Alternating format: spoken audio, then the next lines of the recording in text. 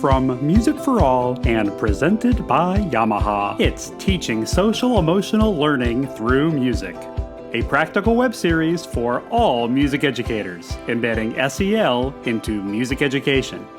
On this episode, we present SEL in Music Teacher Education, featuring Dr. Kathy Melago and students from Slippery Rock University and Lake Forest College. Please welcome our host of Teaching Social Emotional Learning Through Music, Scott Edgar. Hi everybody, I'm Scott Edgar. Welcome to our next episode of Teaching Social and Emotional Learning Through Music. When we talk about embedding SEL into the music curriculum, oftentimes it's done through professional development. Teachers who have been in the profession and are now learning how to embed it into their practice while they're in the classroom on a day-to-day basis. Well, this episode's a little bit different. This episode is backtracking a few steps. We're going to look at music teacher education and seeing how we can start to plant some powerful seeds while our students are undergraduates, preparing their identity, preparing their strategies. So when they get out in the field, social and emotional learning is part of the fabric that is valued, part of their belief about how we engage the whole child, that we teach students. We don't teach music. That is what is at the heart of what we're going to talk about today. And we are so privileged to be able to speak to students from both, Lake Forest College and Slippery Rock University. We are so honored. And we're going to start today by talking to the professor of music education at Slippery Rock University, Dr. Kathy Melago. Kathy, thank you so much for joining us today. Thank you for having me, Scott. Absolute honor. Can you tell us a little bit about your journey and your journey both to get to Slippery Rock, because I know that you are a professional flautist and you've come to the music ed side of things from a slightly different angle. So tell us a little bit about that journey, but then also if you can talk a little bit about your journey to discovering social and emotional learning. Sure. So I went to Slippery Rock University and graduated with a music ed degree in 1997. And then I in flute performance at the University of Northern Iowa. I taught for 5 years at Clark University and I taught flute there. And I also was working for a church at that time. I ended up that I definitely wanted to be in higher education in flute performance, and graduated from there in 2009, which is also since August of 2009, I've been division head for music education at Slippery Rock. And so that's kind of where I'm coming from. So I was a flute player. I actually still am a flute player, and I finished a master's in music education in 2020 from Eastern Illinois University, which is sort of a lesser known fact. My journey to better understanding SEL. 2017, I was at Midwest and I was with my friend John, who is featured in quite a few of my stories.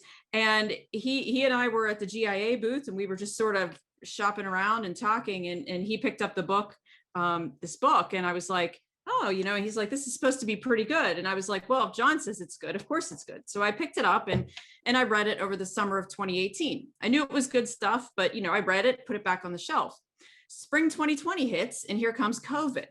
So what was really surprising to me at that time was how differently my field students and student teachers handled the situation, the sudden changes that happened with the pandemic. So I went right back to what I'd read in Scott's book, and I've gotten to know Scott also through we're on the same, some of the same things with the Society for Music Teacher Educators, which is part of NAFME. So I knew he was doing all this work, and I thought, I sent him an email and I said, I think that we need to look at SEL in higher ed, especially music teacher education. And I started thinking about things like, could the different ways that students responded to the pandemic be a result of their SEL skills? And then how could we have done a better job with helping pre-service music educators build stronger SEL skills so that when these types of things happen, hopefully we're not gonna have any more pandemics in our lives, but we're gonna have other challenges, and that we're able to respond in healthy ways. So I reread Scott's book and I spent a lot of time attending his webinars in these early days of the pandemic. I have pages and pages, literally, of notes that I've taken from these SEL podcasts, and just starting to really look at ways to explore SEL in music teacher education and SEL with college students. So that's kind of where I'm coming from and starting to implement it at Slippery Rock.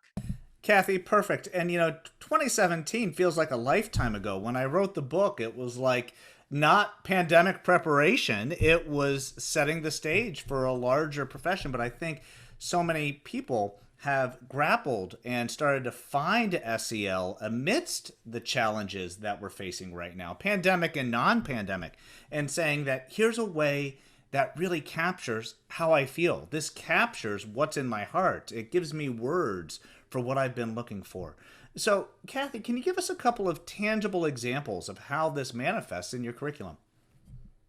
Sure. So I started thinking about, there's actually, I think I was talking to Hannah about this maybe last week, but I have this analogy with marching band. So students come from a lot of different backgrounds to college. Some of them have never marched before. Some have marched high steps, some have marched core style, and everything in between. And they all have to come together and learn to march in our marching band. So our band director starts, step one, here's how to take your first step in a marching band. And I think SEL is a lot the same way, because some of our students are going to come from high schools where this has been, or school districts where this has been part of their life and, all the time. And other students are going to come from backgrounds where they've never talked about SEL and maybe never worked on their skills. So as I was looking at how we could implement this at Slippery Rock, I was thinking about sort of like two sections dovetailing together. So the freshman and sophomore year is mainly focusing on one's own SEL skills, building those skills, because if we don't have strong SEL skills, we cannot really work on those with other people. So freshman year, really the focus is on the student building their own skills, and then working their way into sort of dovetailing, maybe the end of sophomore year, beginning of junior year, into focusing on strategies for building the SEL skills of their students. So some things we've been doing for quite a few years. I mean, I think at least 5 years. We've been doing self-evaluations with our students in the spring of their freshman and sophomore years. And there's just a form that the students fill out. There are 24 categories, and they're things like daily preparation, gratitude, self-confidence, self-awareness, perseverance. And they rate themselves as, above average, average, below average. There are like 5 categories all the way through. And then they pick their top 3 strengths and top 3 areas for improvement and write about, why do they think these are their greatest strengths, and maybe some suggestions for how they might try to improve in the less developed areas. And then they bring that with them to the interview sort of conversation that we have with the music ed faculty and then the student in the review. And we talk with them and try to help them meet their personal goals. So a lot of times we'll talk about things like maybe the student is really blossoming as maybe a little budding leader. And so we might share with them some suggestions for getting involved in higher levels of leadership. Maybe the common one is, I can't keep my schedule organized. So we will talk about schedules and date books and all those kinds of things. And we also will often suggest that students visit the counseling center. And a lot of times students aren't sure how to do that or where it is and all that kind of stuff. So a little more recently, we're in our second year of a new music education curriculum at Slippery Rock. And that new curriculum focuses on embedding and integrating aspects of teaching. So instead of having a separate music technology course and a separate composition course, we are embedding that together. So you're learning to play the clarinet and saxophone in a class, but you're also learning how to use technology that would be useful to teach those, how to compose and arrange for those instruments. And so I think that that's a great place to also put SEL in, so that it's all the way through our curriculum and not like a standalone special thing that we could do. So we're just making small changes and looking at places that we could implement, embed SEL. I love your intentional choices of words, just embedding it. So I'm going to ask you a little personal question here, Kathy, that when we're doing this work, oftentimes we have to look inwards. So as you have been embedding SEL into your curriculum. What have you learned about yourself as a teacher? Well, actually, I would take this back to 2019. And I think, or no, wait, I think it might have even been 2017 when we do a trip every other year to New Mexico with a small group of students. And on that specific field experience immersion in music trip that we did, I was with my colleague, Dr. Jonathan Helmick, and 4 of our now graduate students who've now graduated.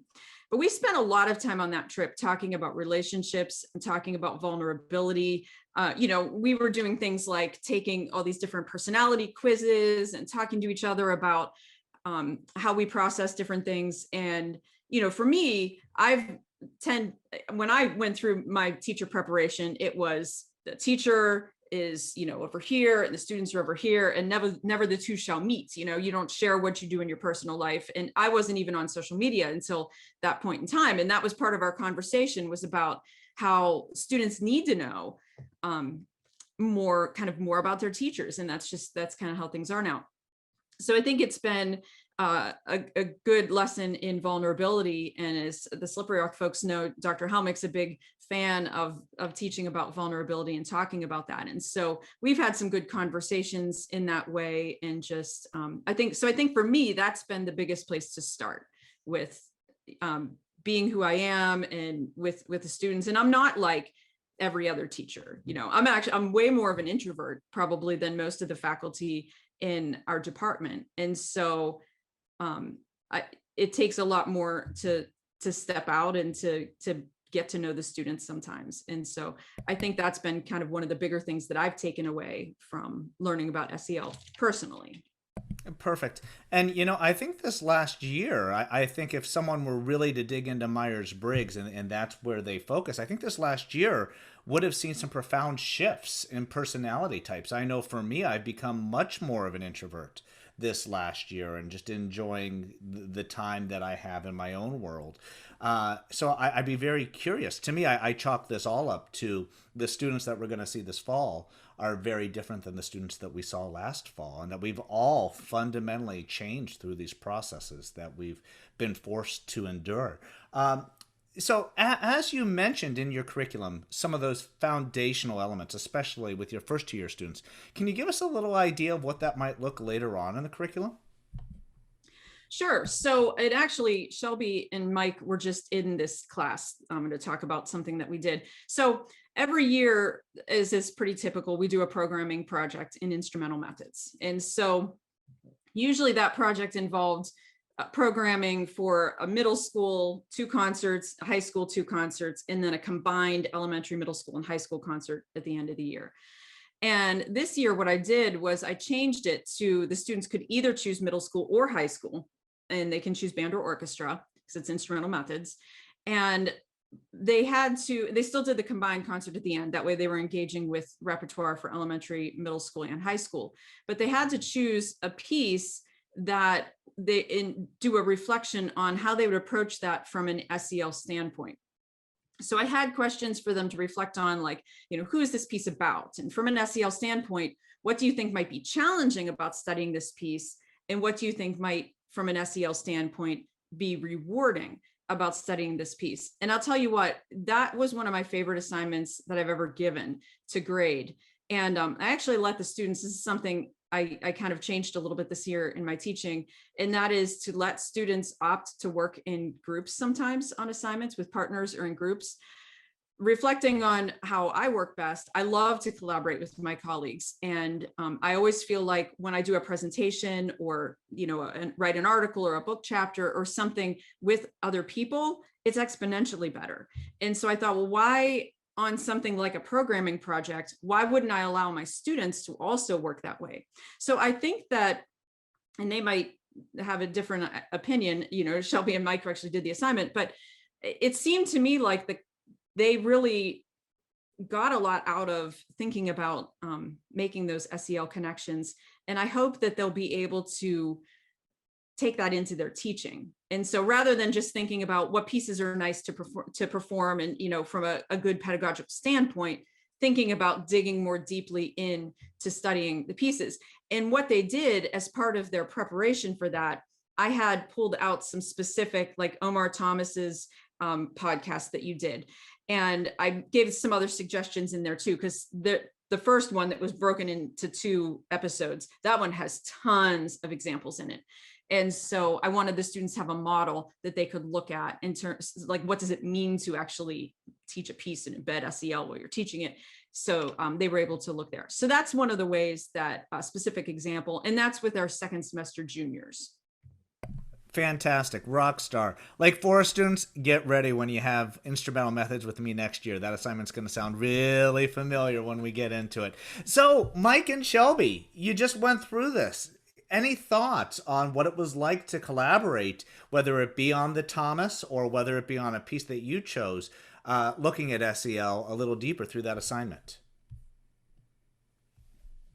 Yeah, so I did my piece that I wrote about was on Symphony Number 1 in Memoriam Dresden by Daniel Buchvich, and I played that in high school, so it was kind of cool to be able to go back, and I feel like my band director did a pretty good job at like implementing SEL, whether or not she knew what she was doing, but it was cool to kind of go back and think of how could she have done this better.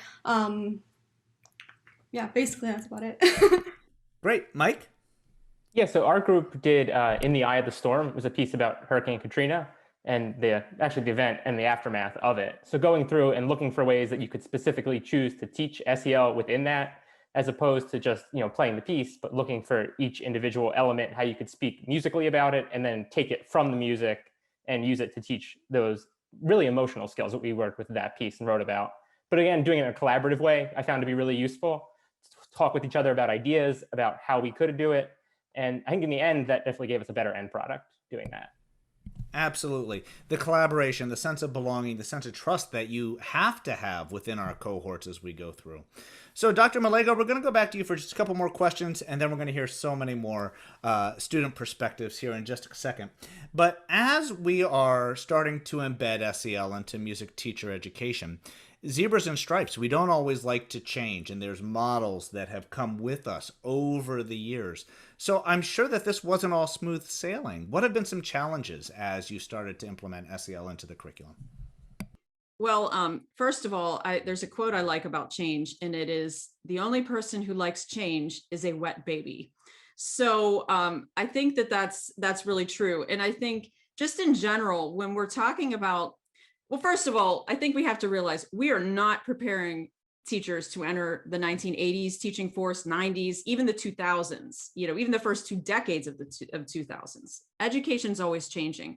And I think it's hard sometimes for decision makers, even for people who hold the purse strings, for all of those people to understand what it's like in education. So when we went to this embedded approach, which is actually an approach that our accreditors like, right? They want things to be embedded and integrated and not siloed. So when we went to that approach, I think it can be hard sometimes for faculty who are not always up on what's happening in music education to understand that, like, for example, in clarinet and saxophone methods, it's not just about learning to play instruments. We're not just in there playing them every day. There's so much more that we have to cover in that class. And it's very hard, I think, sometimes for faculty to conceptualize what that could be like. And so I think that one of the challenges is getting that message out about how much it really is to become a good teacher, to prepare good teachers to enter the classrooms of the 2020s that we're in, now. And that term good teacher, it's so subjective. And we all bring, I say the term good teacher, and I'm sure every single person on this call and listening has one person. It's just good teacher. Bam! Right there. And I guarantee you, if we were to write that portrait of that person, it would all be very different. And that's what I think is beautiful about when we embed something like SEL, that it's as subjective as it comes, that it's so skill-based, but it's so personal that we embed it into our relationship. So, Kathy, you perfectly segued into my next question, that the educational landscape, our world landscape, is shifting from under our feet. So how do you see our K-12 educational system changing that necessitates this work to shift and adapt in teacher education? I think three things. One, like I said before, we have to understand that we are not just preparing pre-service music teachers to know content. It's way more than content.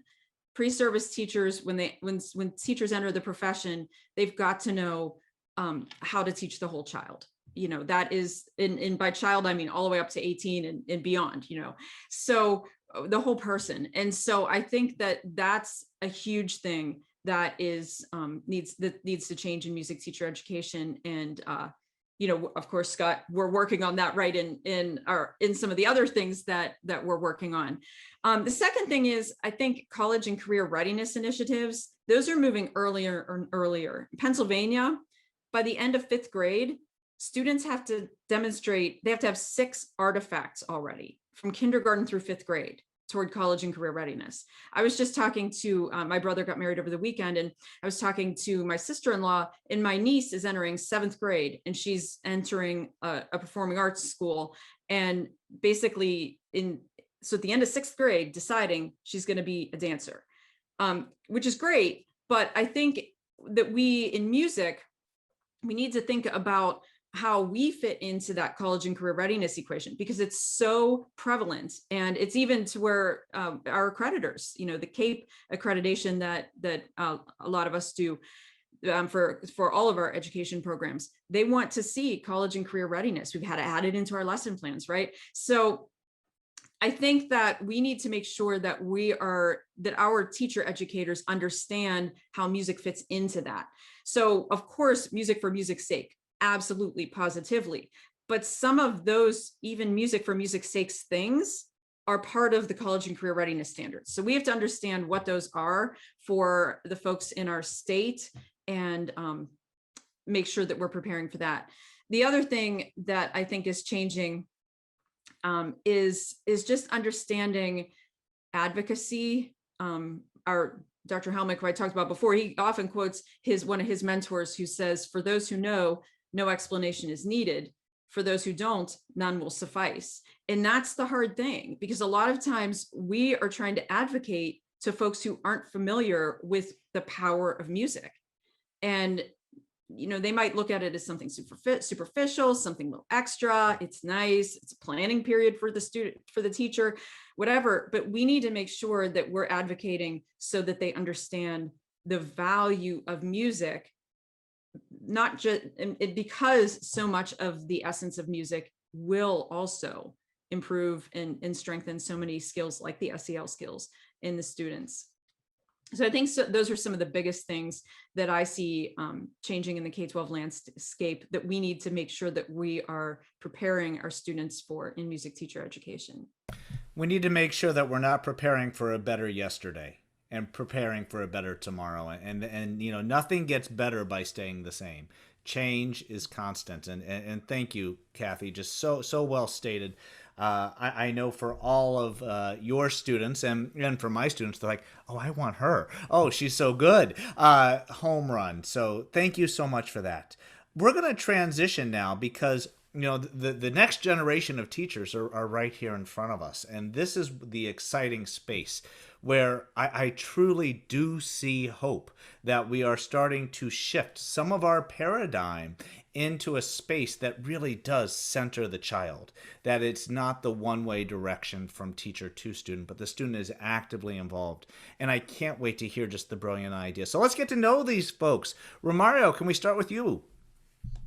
Sure thing. Hi, my name is Romario Avila, and I'm a current student at Lake Forest College, currently a senior, with studying in a major in music and a minor in music education. Fantastic. And Mike? Hi, I'm Mike McGarrigle. I'm a junior at Slippery Rock University studying music education. Perfect. And Shelby? Hi, I'm Shelby. I'm going to be a senior at Slippery Rock University, studying music education, and I play the clarinet. Great. Marissa? Hi everyone, my name is Marissa Barnett. I am a vocalist. I'm a senior at Lake Forest, and I'm getting my master's in music education. Perfect. And Hannah? Hi, I'm Hannah DeGidio. I'm a vocalist at Slippery Rock University with a major in music education, pre-law. Pre-law. Ooh, curious to hear about how the policy implications of SEL might play into this. And last but not least, Katya. Hi, my name is Katia Torres. I just finished my first year at Lake Forest College. I'm a vocalist majoring in music education and pursuing a minor in philosophy. Such an honor to have this esteemed group, but also a group that represents the gamut. You know, some of you are on your way out, and some of you are just on your way in. So I think this discussion that we're going to be having is going to be robust, but also should just be understood that many people are in different spaces understanding. Some people have had robust SEL experiences in their K-12 before they even came. You know, I just remind us that we're in an apprenticeship profession, which means we teach how we were taught. So the space that we're coming from, our K-12 experiences, are alive and well in the discussion that we're going to be having. And the work that we're doing in these two case studies, Slippery Rock, Lake Forest, clearly this work is happening all over this country. These are just two groups that came together to talk about this tonight. So I want to start off by just rationalizing, you know, why is SEL important? You know, we know that it's a buzzword, right? Everyone's talking about SEL, but why is it important? Shelby, can you help us out there? Yeah, so I think there are countless justifications as to why SEL is important. Just to kind of like rattle off a few, it teaches students how to rationally manage their emotions and set educational or emotional boundaries. It teaches students how to be empathetic and maintain healthy relationships with others from all different walks of life, you know, regardless of other people's ethnic, religious, or social backgrounds. It helps students know how to make responsible decisions and evaluate consequences. Um, it helps improve academic achievement and it promotes mental wellness, which is extremely important to talk about as we heal from the trauma over the past year with COVID.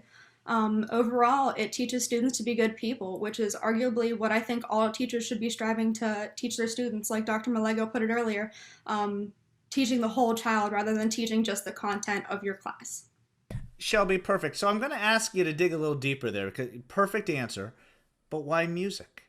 What about music makes SEL unique and important? I think music's super easy to implement SEL into because music already is such an emotional thing that we do. Um, it's also really easy to implement all of the parts of like making connections and making connections and healthy relationships because as you're playing in an ensemble, you need to be aware of what everyone's doing around you as well, not just what you're doing. Perfect. Absolutely. Hannah, you have some thoughts on this? Yeah, kind of going off Shelby's last point, SEL in this music education setting is so important for human connection, especially right now in the time we're in and where our future students will be coming from. They have lost a lot of ground being at home, being online. And so now implementing SEL in our teaching when we get out there, whether it be next year, in 2 years, and going forward, we really need to focus on the human connection and how our social skills are building because a lot of time we do focus on the emotional part of social and emotional learning, but it's also social, and it's how to form those connections, whether it be a student to a teacher or students to other students. Building those bridges is what really helps a student propel, whether it be in music or going forward into their future careers. Even if they're not going to be a musician for the rest of their lives, they're going to be a doctor or a teacher of another subject. It doesn't matter. They need those human connections, and that's what we're looking to build. Hannah, you want to write a chapter on the next book? My goodness, that was perfect. You know, when we talk about the human connection, you know, I think that and I'm going to come back to you, Hannah, because I want you to dig a little deeper on this one. That this last year has actually created a good amount of social anxiety for many people. That people are struggling to get back to things that were second nature. I, for one, like I said, I've become more and more of an introvert, and to get back out there and put yourself back out there, I think is going to be very challenging for our students. So do you have any ideas on, this fall, what that's going to look like and why SEL is important for that particular population? Yeah, I think this fall is going to be a culture shock. I know I was at home this past year. We did have the option to be in person or at home, and I was at home. And I am struggling to figure out how I'm going to be back into it. So, knowing how scary it might be for me as an almost 20-year-old going back to college, I can imagine what it would be like being a student that's in grade school trying to figure out how the life is going to work after this, and how things are going to go back to being normal. And if there's a student that didn't had trouble anyways making friends or making those emotional connections and social connections, I think it's going to be really crucial that we are now not we are not in a good point, or we're even farther behind than what we were. So I think it's just going to be evaluating the situation as soon as we get there. I don't think there's really a great way to prepare other than just being open to what we're going to see when it comes time for the fall.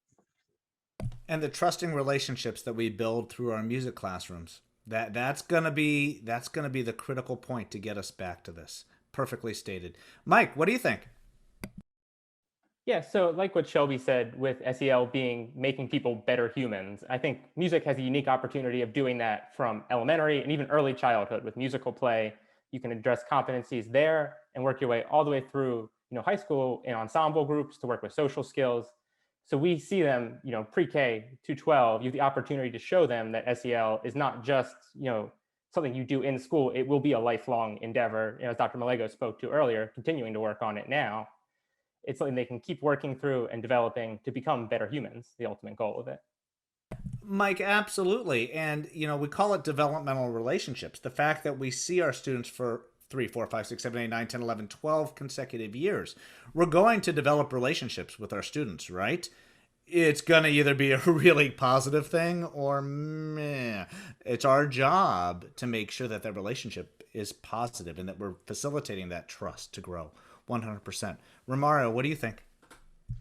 Just kind of adding on to what everybody was saying, ICL instruction provides like the space for expanding emotional vocabulary, increasing responsibility for self-monitoring, and even shedding light on strengths and areas of need that become beneficial for students with disabilities as well. So SEL allows that empathetic support through discussions, class conversations, lesson plans exploring SEL, and opportunities for diversifying the music classroom and creating the multicultural setting that the classrooms need.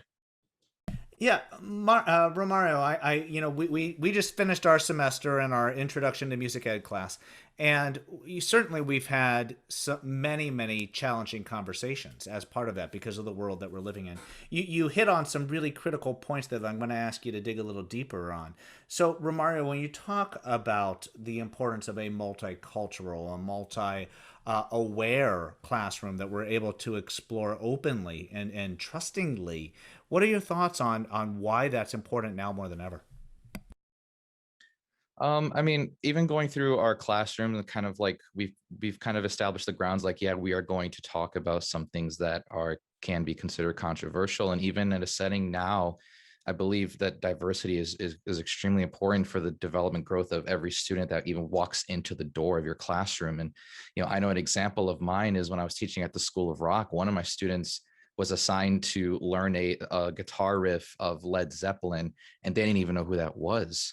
And I wanted to try and choose something that was culturally relevant to them. That is something that not only can I learn, that not only can I teach the student, but I can also learn from the student themselves and the cultures and the background of the student themselves. And if we're able to apply this in like a classroom setting, we're able to learn from each other, where we come from, what does our culture mean to us? And if we can share that in a classroom setting, it just makes that whole classroom itself a multicultural setting and just diversity all around. Perfect. Absolutely perfect. And I have to say thank you. As part of our time in class, you shared with me the Genius, which is Norteña music. And I love it. It's going on our playlist. And this was just a space where we don't know what we don't know. And when we hear it, when we see it, then our eyes open. So thank you from the bottom of my heart. As I mentioned from the beginning, that some of us have had robust SEL curriculum in K-12, that our music teachers, our teachers, our schools were doing this before we got here. And one person here who I know has had that experience is Katya. Can you tell us a little bit about how SEL was embedded into your high school choral classroom? Yes, well, the first time I was ever really in a class that made that made a choice to implement SEL into the classroom was in high school. In my choir class with Mr. Olson, it was the first time that I understood the difference between teaching your students and teaching humans.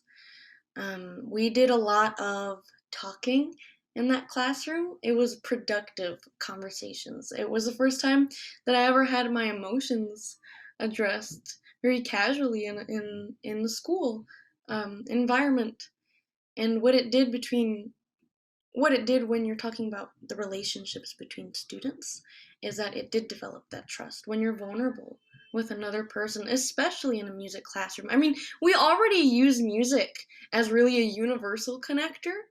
We use it, well, the first example that comes to mind is in religion. That's one of the main practices that you see all around the world is people gathering in song.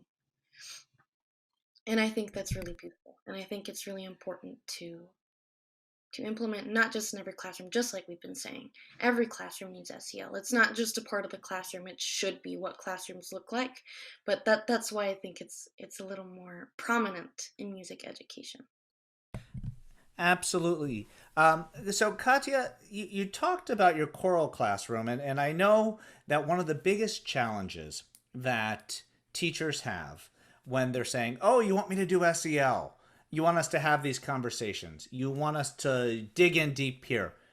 Oh, but that's going to take time away from rehearsal. That's going to take time away from fixing those notes and those rhythms, which is, of course, the number one priority. So, Katya, from your perspective, how did it feel when you were in an SEL-rich classroom? Did it feel like you were making sacrifices from when you were working on the music to when you were having these conversations? And what did that feel like from a student perspective? I'm so glad that you asked that question. I had only been in choirs in elementary school before high school. I wasn't aware that my middle school had choirs. They did, but I didn't join them for that reason. And one of the main feelings that I can recall from my elementary school music education was nervousness. I remember feeling really nervous, and I remember feeling really pressured to make good music. And that's something that I had been introduced to the year that I started choir. And it was scary. I felt scared. I felt like we were working purely towards a performance, which is what we were doing. And that's what it felt like, you could tell. And when I got to high school, I started seeing ensemble as less of an obligation. I didn't feel nervous when I walked into my classroom. I felt excited. Something that a lot of my peers said. A lot of my peers would refer to their music classes, band and choir like, as their safe haven in high school. They say, I don't know how I would have got through high school without my choir class. And it doesn't feel like it's taking time away because it is the class. And that's something that we've talked about a lot in our course, Professor Edgar, is that SEL is not something that you take 15 minutes out of your class time to work on. It's something that is present at all times during the course. Perfect, Katya. Thank you. Romario, what are your thoughts? A little bit different of a background, a little bit different of an angle. Yeah, so I just wanted to chime in a bit. And, during my schooling years of K through 12, SEL was generally not present for me, unfortunately. And it contained the attitude of only learning the music fundamentals, as you were just mentioning, Professor Edgar. And there was no room for discovering my identity or to practice being self-aware, socially aware, and building the skills and habit of making good decisions with myself or with my peers. So this is kind of something that I had to learn on my own. And my earliest memory of my music ed is having a black belt on my recorder. That was my earliest memory. And it was just, we were playing random tunes on the recorder, and I was proud of having all the belts, the colored belts in my recorder. But I didn't even have a music class in my high school.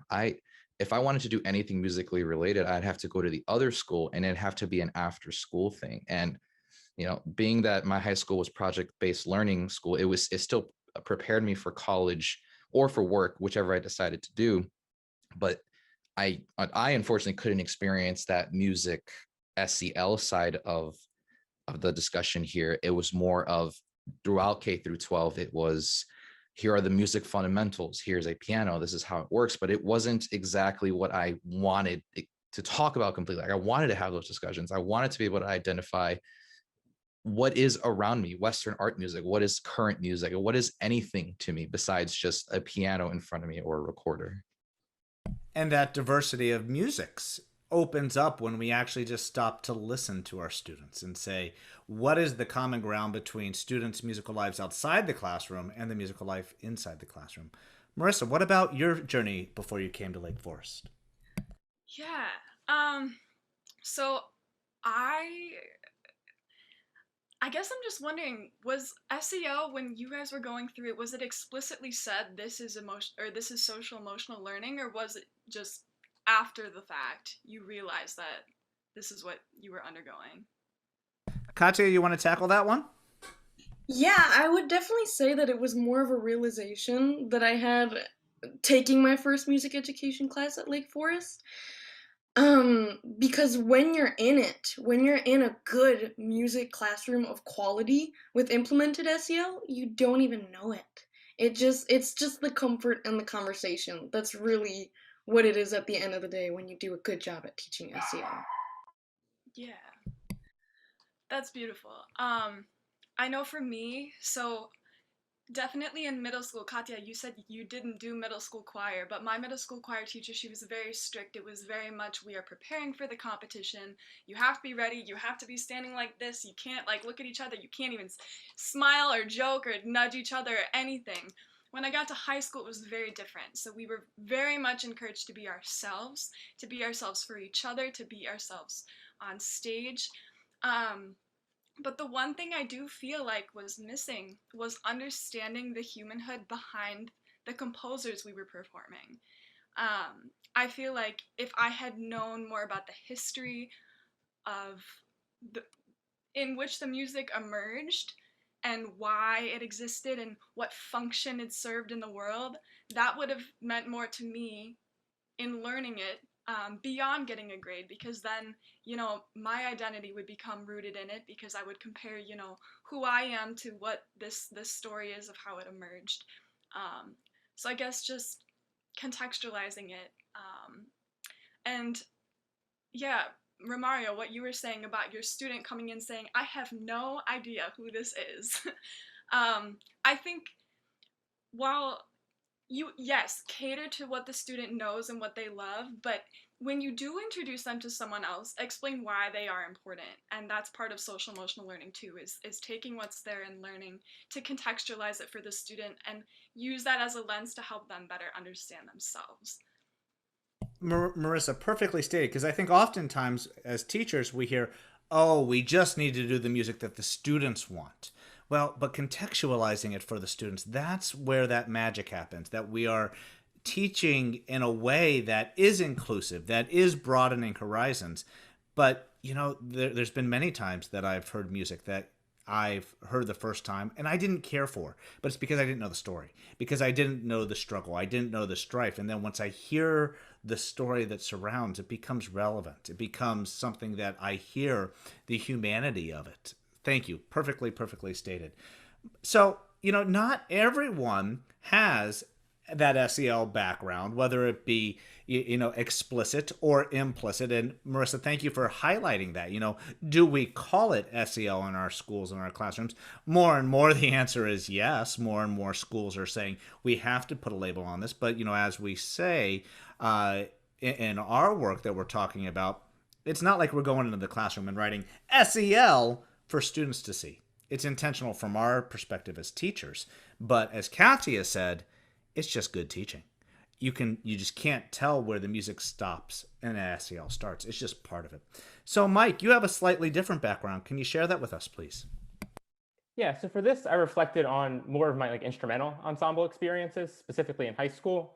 The piece that came to mind was Frank Ticheli's In American Elegy, a piece that really lends itself to it being about the Columbine massacre, written in memory of those victims.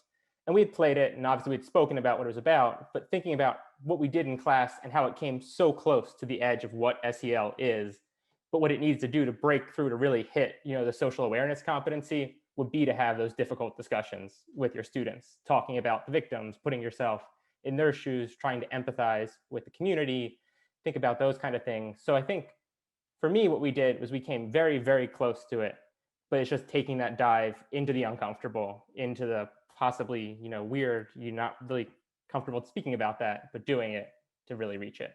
Oh, and Mike, that takes courage. That takes courage to take that additional step into vulnerability, into the space of saying, how's this gonna go? I know how it's gonna go if I'm gonna just rehearse that offstage trumpet part in American Elegy. I understand how that's gonna end up. But if I start to talk about, are we worried about school shootings? Are we worried about our safety? Oh, that's when things start to get real. That's when life starts to happen. That's when we start to realize how taking that additional step is truly necessary. Thank you for that. Absolutely. So, all 6 of you are part of a program or 2 programs that are embedding SEL into music teacher preparation programs. So, Hannah, how does that feel to you? I didn't know how it felt until somebody put words to it, because when I was first in, I think it was clarinet and saxophone methods, and we did just a tiny project. It was one of those little things that you wouldn't think twice about otherwise. But I heard it, and I told Dr. Melago, I remember emailing her and being like, this makes sense. This is why I do what I do. And I think going forward into whatever career I choose, because I am pre-law, so going forward into that position where I can possibly influence policy and how we look at education and educational standards, I'm really looking forward to being able to advocate for such an amazing thing that SEL is. And so I think that having SEL as a part of our programming, and us not only being taught how to implement it, but also it being implemented and used with us as students. I think that's really important for being able to say, yes, this is something that's beneficial and that every school needs. And it shouldn't be an option for you to implement in maybe 2 of your classes. This needs to be something that is in every single classroom that a student walks in, from the time they enter kindergarten or first grade to the time they graduate, and then even on into college. It's something that it is a need. It's not an option. It just makes sense. I loved when you just said that, because when we start to put words to it, it just kind of brings it to the forefront. And you're absolutely right. Now is an incredibly difficult time to be a college student. This is unlike any time of being, undergrads are some of my finest memories. And my heart goes out to the experiences that aren't that right now. And I'm so hopeful that this fall we're able to return to some sense of reality where we can get some of those authentic undergrad experiences, because this is the first time that many of us are exploring how to fly, how to be free, and how to understand what are our strengths and what are our needs. Because of the diversity of our backgrounds, sometimes that's been micromanaged for us, and now is the time for us to come up with our own identity. So perfectly stated there, Hannah. Marissa, what do you think? Yeah, I agree entirely. So what I was gonna say is that, to me, social emotional learning keeps music purposeful, and it keeps it very critical.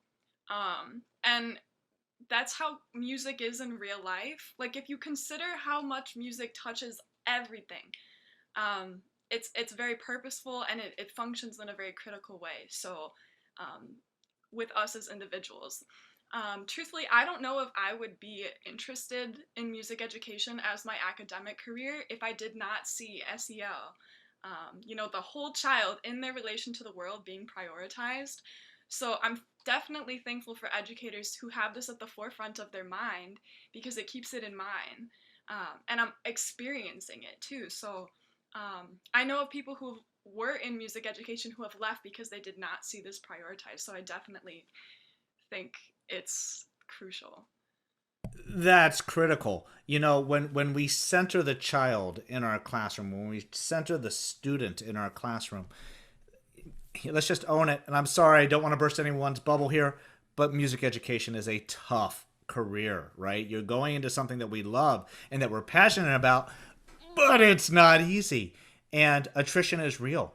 And, like-hearted, like-minded, when this is at the center, it centers us in a space that we are interacting with humanity. And it's many of the things that, used to have a full head of hair up there that, contributed, they really don't matter anymore, because the kid's the most important thing.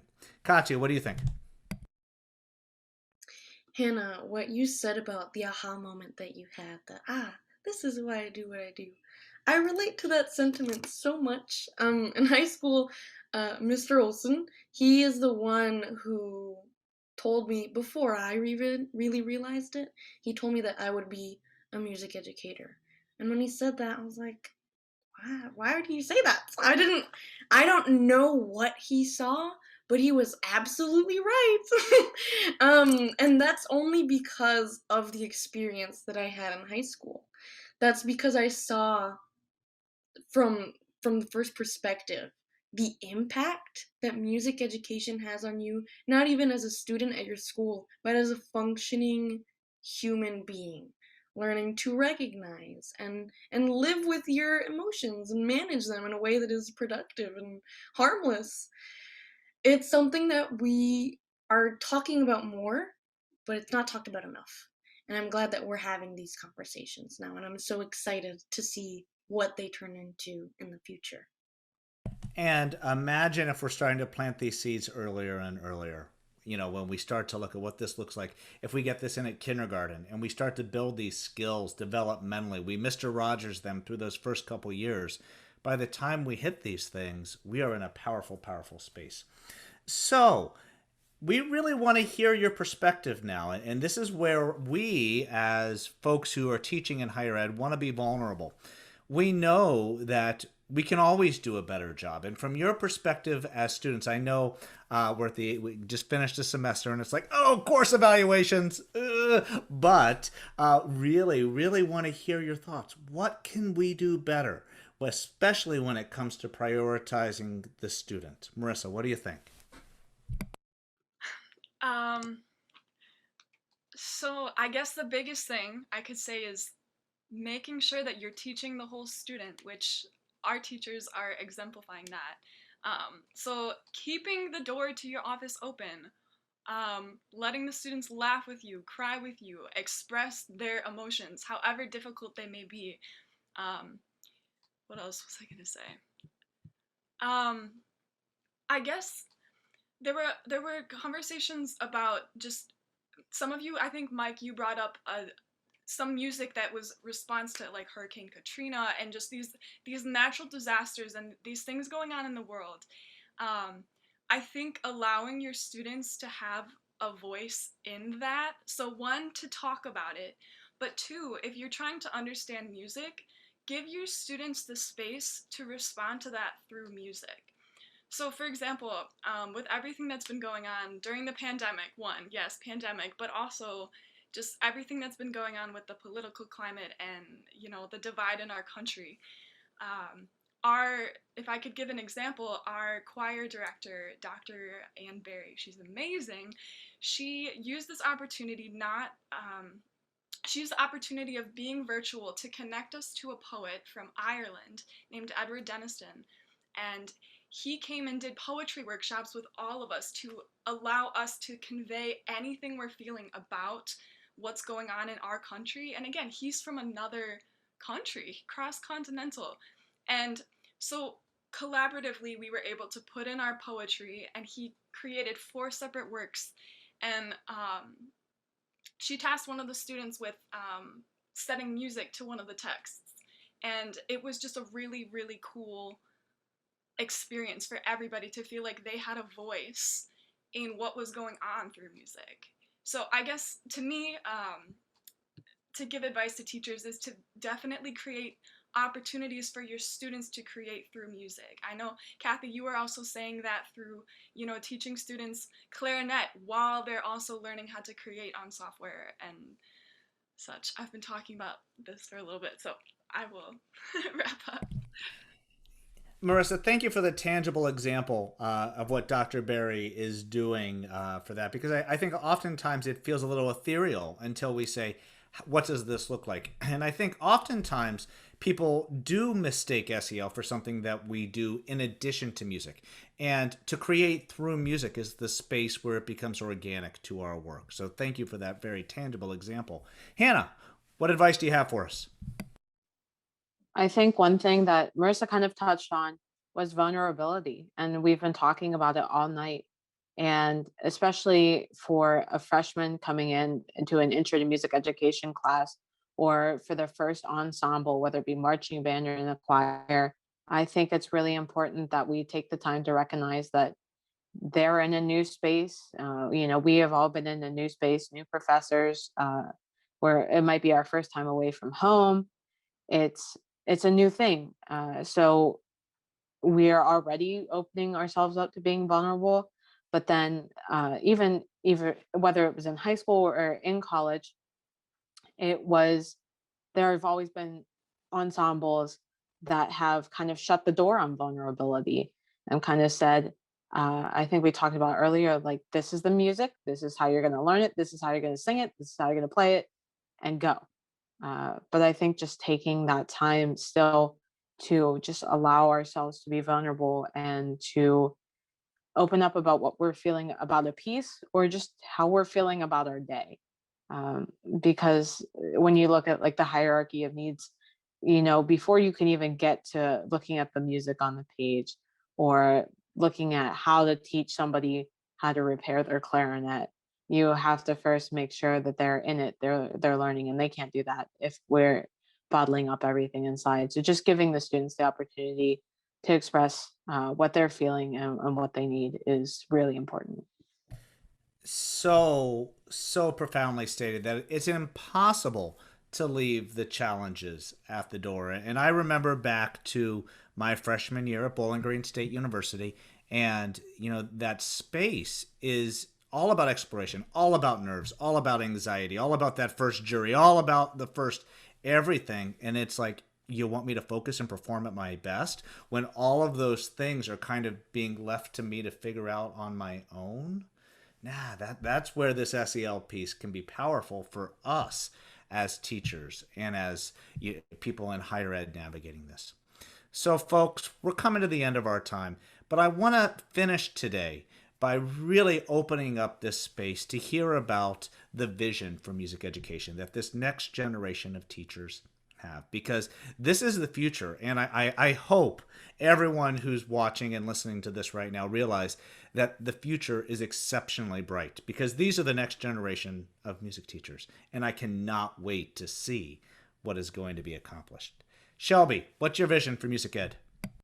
Yeah, I absolutely think that the future of K through 12 music education is bright, because within the next couple of years, there's going to be a large amount of us young teachers getting into jobs and focusing on teaching SEL, because it's been a key part of our music education training. And as SEL begins to grow in popularity, I believe that a lot of current teachers are going to start rethinking how they've been teaching and hopefully purposely incorporate all the subcategories of the 5 major competencies into their teaching. I hope that music education shifts from teaching how to play or just sing your music into teaching the culture, the history, all the emotional aspects of the music. because like we've said before, we need to focus more on teaching students to be responsible, well-adjusted, and compassionate humans before teaching them music. Absolutely, Shelby. And with that intentionality and how articulately you just said that, your students are going to get that 100%. Now, Romario, going to go to you now because your life path may or may not, I'm still working on them, but your life path may or may not be as a music educator, but you still teach music. So what's your vision for music? Yeah, so my vision for the future of K-12 music education is just to see music classrooms exploring not just the fundamentals of music or to turn their focus on just Western art music, but to diversify the classroom through the understanding of the SEL key components. And this involves creating the safe environment and creating the access of music education for all students. The first step to moving us in this direction is through the music education program and adding SEL objectives and procedures to our lesson plans. With learning more about identity, support, vulnerability, and empathy, I feel as if music education has a bright future ahead. It's in great hands. And no matter where your path goes, Romario, your students are going to be lucky. Mike, what about you? Yeah, so basically adding to what they all said before, music education going forward is going to be social and emotional learning as we continue with students, teaching them the whole person as they continue through their journey, continuing with their musical literacy, as well as using that to build opportunities for them to show their vulnerability and to really work with others to be the best people they can be by the time they leave our classrooms. And Mike, thanks for highlighting that because the musical literacy is not going to go away. We're still music teachers and we're still going to have musical excellence. It might look a little different and it might be a little deeper, but oh my goodness, is it going to be more invested? And is it going to have identity and belonging just seething out from it? Thank you for that. Marissa, what do you think? So I have a few thoughts. First and foremost is making music learning critical and seeing it as an opportunity for teaching social justice and equity by understanding other individuals. Um, so yeah, talking about the history, social context, all of it, just making it critical. And then through that, I think the best way to do that is to offer opportunities for students to create with music themselves, to create their own music, because that directly is the student's voice. So if they learn how to voice their own voice through music, they better have a lens to understand how others are voicing themselves through music. So it really just makes them, it just builds that into them. Another thing to consider as part of their voice is a lot of what's being listened to through like TikTok and just everything that the younger kids are listening to nowadays is through popular music. So I would like to see a space made for popular music, a little bit more songwriting and such. The last thing I'll say is a whole body integration, which again talks about the whole child. So making sure you teach students that, it's not just moving your fingers. It's, exercising can help you learn to learn your music better. Taking care of yourself, drinking enough water affects your vocal cords. Just all of it's a whole body connection.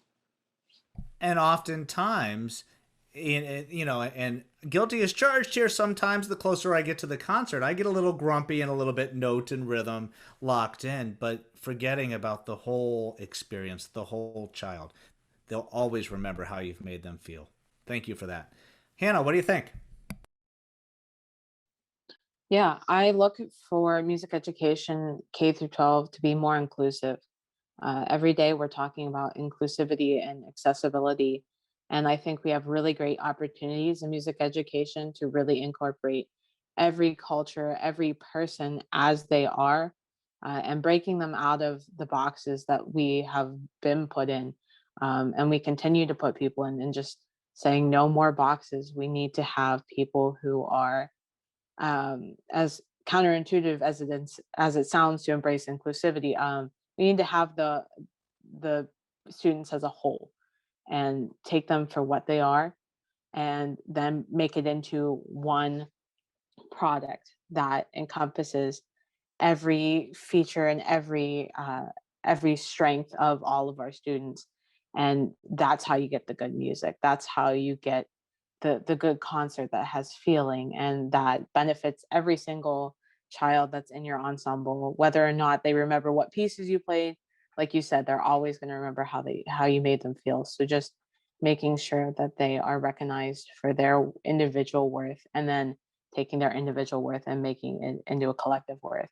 And that's how we're going to make K through 12 um, a K through 12 music education a really, really great experience for a lot of kids. Perfectly stated. No more box checking. No more box checking. No more tokenism.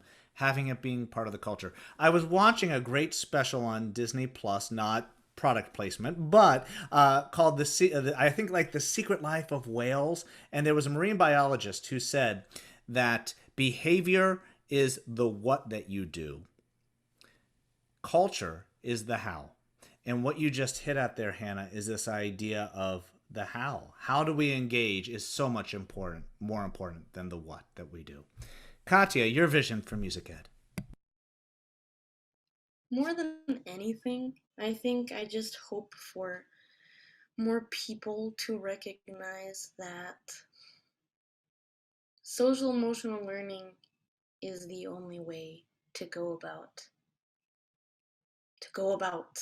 In music in particular, it's the only way that you can form a good connection with your students in an environment that can be easily made.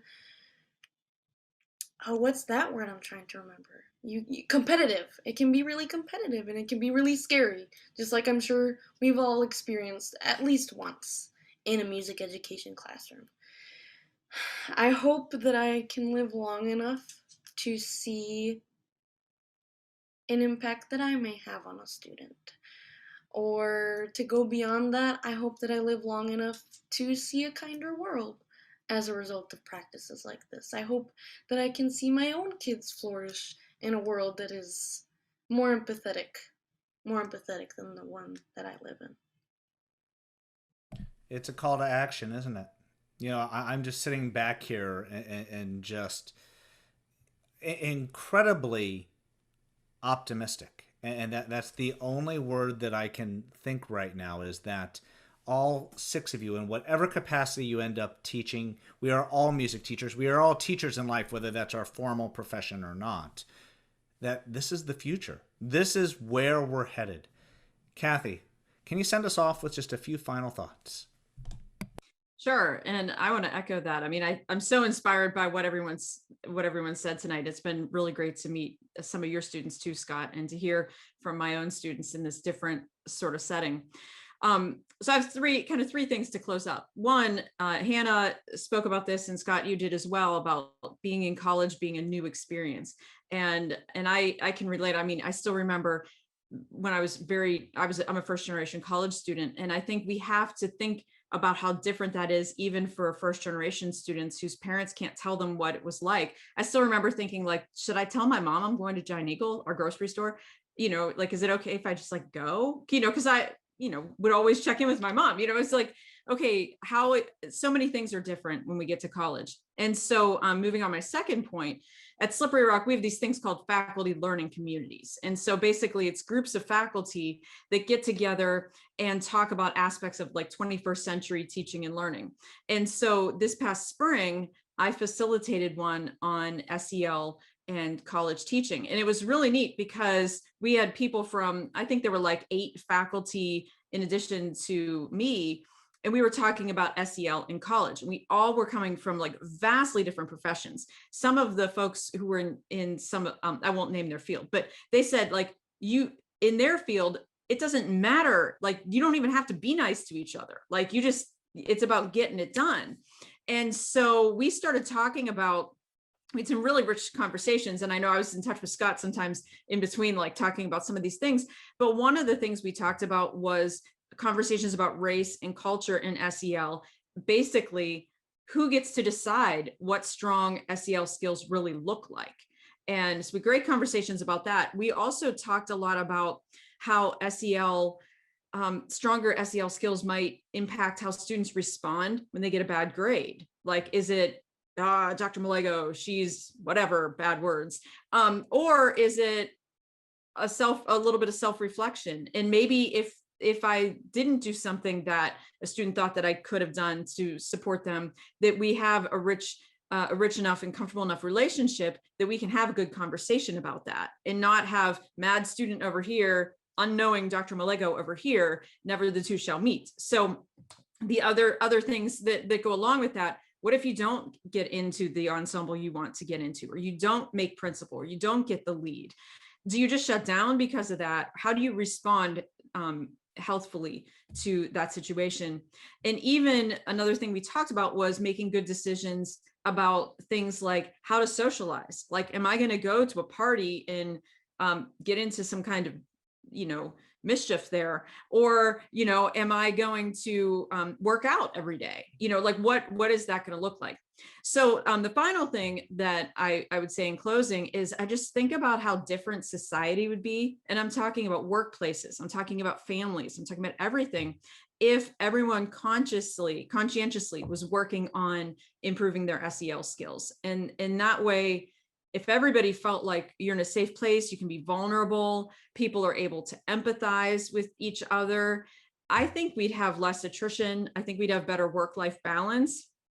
I think we can spend time thinking about what's important in gratitude and how our actions impact others. And in fact, my next door neighbors, we hardly ever talk really, but we were just talking about work-life balance tonight. And so I think that coming out of the pandemic, we've all had time to reflect on how life is shut down, right? And so coming out of this, we have the opportunity to make it better by making really good decisions. And I think that what we learn about what we know about SEL and how we take that into our classrooms is going to be big. And for my students, I'm just getting started with this, right? So, because Scott and I just were talking, this is like a year ago that we were having our first conversations about this. So I'm still working out the kinks and looking for ways that we can make this truly an integrated part of our curriculum. So those are just my closing thoughts, but I'm so grateful to Scott for this opportunity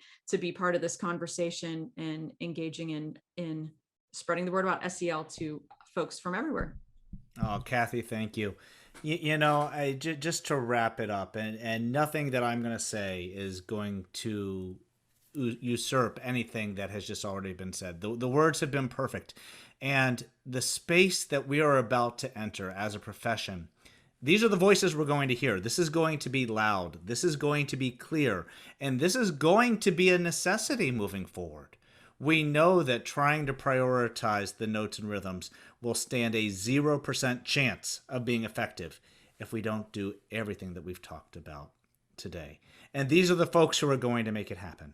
From the bottom of my heart, thank you to our students from Lake Forest College, our students from Slippery Rock University, Dr. Kathy Melago. From the bottom of my heart, thank you. You've given a gift to the profession. Please be safe and be well, and I can't wait to see what you're going to accomplish. Thank you and be well. Bye-bye. Music for All's mission is to create, provide, and expand positively life-changing experiences through Music for All. Our vision is to be a catalyst to ensure that every child across America has access and opportunity to participate in active music making in their scholastic environment. I want to thank Dr. Kathy Melago, the students from Slippery Rock University, and the students from Lake Forest College for showing us that the future is bright. When we put the student at the center of music education, powerful things happen. I'd like to thank our national presenting sponsor, the Yamaha Corporation of America. Be sure to check out the Yamaha Educator Suite at yamahaeducatorsuite.com. And I would like to thank GIA Publications for their continued support. Before we say goodbye, we are extremely grateful for any donations gifted to our nonprofit organization. If you enjoyed today's program, and in order for us to continue to provide our free educational resources and advocacy materials, please consider gifting to Music for All at any amount. Please visit musicforall.org/give. For Music for All, I'm Scott Edgar. Thank you.